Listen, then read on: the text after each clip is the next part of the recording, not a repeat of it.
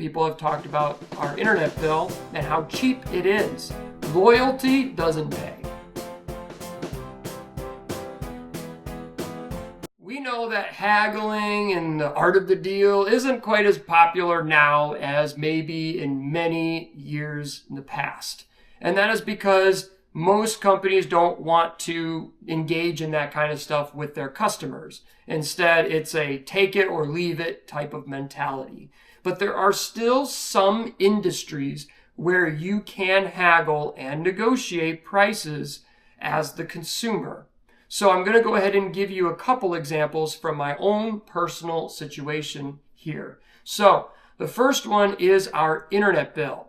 We have so many people give comments on my wife's channel when she talks about our internet bill, and even in the couple of instances that I've talked about in this smaller channel, people have talked about our internet bill and how cheap it is.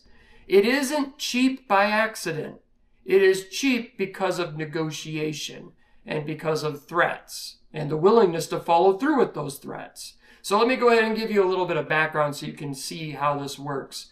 So when we first moved into this house that you see here, we had only one company that provided good, consistent internet in this area. We live in a small village town, It doesn't have, maybe it has like a couple thousand people in it. It doesn't have a lot to it. So there's one local company. I'm not going to mention their name because then you might be able to figure out where we live. But there's this one local company that basically provided the internet here. And it was essentially a monopoly. They were the only game in town. You had to pay for their service. So we were paying for basically subpar internet about $60 a month, which was a lot more than what I was paying when we were renting in a different town where there was competition. So we dealt with that for at least a year. And then a much larger company came in that you may recognize called Frontier, came in and started laying down fiber optic wires into their small village, and then started basically competing for the same customers that the local company was competing for. And they offered, of course, a crazy deal because they were trying to pull all the customers away from the local company. They were offering about $45 a month to switch to their internet. And they were going to give you 500 megabytes up, 500 down, which at the time we were only getting about 100 or 150 for $60 a month. So $45 felt like an amazing deal. So, of course, I called the local company and I said, I'm wanting to cancel my my service with you so that we can switch to Frontier. And they said, oh, please don't do it. But I was like, it's a lot cheaper deal for me. And they basically offered nothing. So, because they didn't offer anything, because really they didn't have anything to offer, their internet wasn't great, their service wasn't great, I followed through with the threat. I left. So we switched to Frontier. And since that time, we've been able to keep our bill low. Now, it's not out of the goodness of Frontier's heart. I will let you know that. Frontier wants us to pay probably $60 or $70 a month as well. And they have tried to make us pay that much. I remember after the first year of switching, they bumped it up to $60 a month.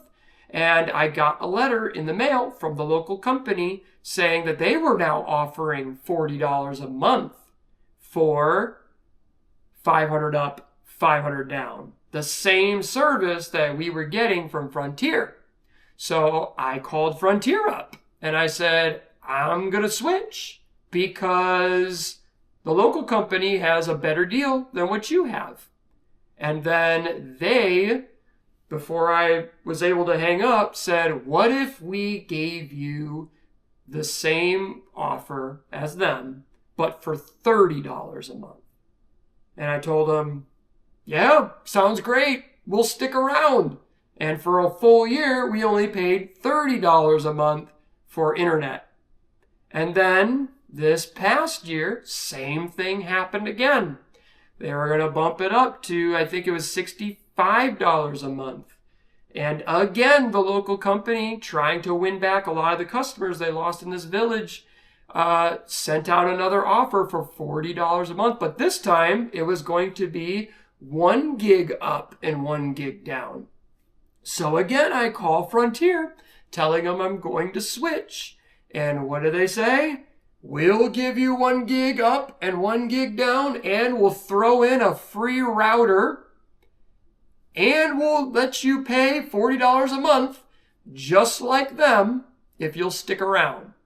And what did I say? Sounds great. We'll stick around. So the story that I'm sharing here is you need to be willing to call your companies that, like your internet company or phone company or whoever, and threaten to switch.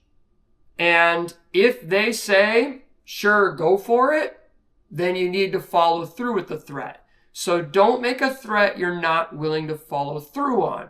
You need to be willing to commit to the threat. And if they are willing to negotiate, great, stick around. If they're not, like I said, make the switch. Now, I'm going to share one more with you, and this is auto insurance. And really, this could be any insurance. You could do home insurance too and other ones. But a lot of times when you stick with an insurance company for a while, they slowly bump up the rate as time goes on. Because again, they're not doing this out of the goodness of their hearts. They want you to pay as much money as possible. And like boiling a frog in some hot water, you slowly raise the temperature. That's what they're doing to you. They're slowly raising the prices. So when you get letters in the mail from other insurance companies saying that they could potentially save you X amount of dollars, you should probably take them up on the offer. See if they actually are willing to play ball, because they may actually give you a much better deal than what you're currently getting from your current insurer. So we used to have another large insurance company called Auto Owners. Maybe you've heard of them before. And they were going to jack up our rates by an astronomical amount. I think it was $500+ for the premium for our home, because we had home and auto bundled with them. And I think it was a few $100s more for our cars. So it was going to be a big change. So I called a different company that I had received a letter in the mail from saying that they could save me money, and they gave me an incredible deal. And then I took that offer and I presented it back to Auto Owners and said, hey, can you compete with this? And they said they couldn't compete with it. So I said, all right, then we're done here. And I went to the new company and said, we'll take the deal. And we are now saving, so we were paying about $210 or $15 a month for both of our cars. And now we're paying $146 a month for both of our cars. So we saved close to, $70 a month just on that. Our home insurance was going to be over $1,200 or something like that. I can't remember the exact numbers that Auto Owners was going with. And right now we're paying $600 for the full year with this new company. Now, do I imagine it's going to stay that way for the long haul? No, I do not imagine it's going to be that way. It's likely going to be slowly ticking up. And as they do that, I will then have to go through with the threat of switching again. So, the big takeaway for you, if you've been listening through both of these stories, is that when you have opportunities such as your phone bill, your internet bill, your insurance, those sorts of things where you're able to potentially negotiate or switch, you should take that opportunity. Yes, it is a little bit of a hassle having to fill out new paperwork or having to make a phone call and those sorts of things. But if you're saving hundreds, potentially thousands of dollars, it's probably worth it in the long haul to make that phone call. All right? Because here's the thing I really want you to take away from this. Loyalty doesn't pay. Loyalty does not pay. There is no such thing as getting a letter from your internet company or your auto insurance or your phone bill company or whoever you're doing this with. You're not going to get a letter from them saying, gee, thank you for sticking around for 5 years. We're going to give you a discount on the bill that you've been paying. No, the exact opposite is going to happen. They're instead going to look at it and go, wow, this sucker has been paying us for 5 years. Let's jack up their rate some more and see if they'll stick around. That's exactly what they're thinking, because it's a business. And if you're not willing to leave, then they'll continue to boil the frog until you choose to finally quit. So again, you're in charge of your money. This is personal finance. It's personal. You need to focus on what you can control. And this is something that you can control. You can control who you're paying your money for, insurance and all these different things. Threaten to switch, and if they call your bluff, follow through with it. All right. That is all I got for today for this episode.